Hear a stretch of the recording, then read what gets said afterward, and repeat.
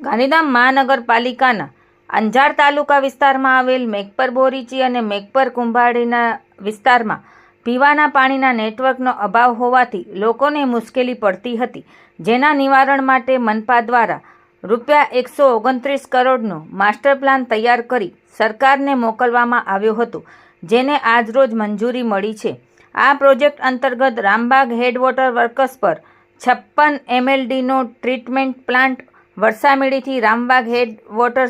Works સુધી નવી pipeline, Meghpar Borichi અને કુંભારડીમાં 2 ESR અને 238 કિલોમીટર લાંબી આંતરિક વિતરણ લાઇનો નાખવામાં આવશે. મનપાની અખબારી યાદી મુજબ ટૂંક સમયમાં ટેન્ડર પ્રક્રિયા હાથ ધરી આગામી 1.5 થી 2 વર્ષમાં આ કામગીરી પૂર્ણ કરવામાં આવશે, જેનાથી હજારો પરિવારોને પૂરતા પ્રમાણમાં શુદ્ધ પાણી મળી રહેશે.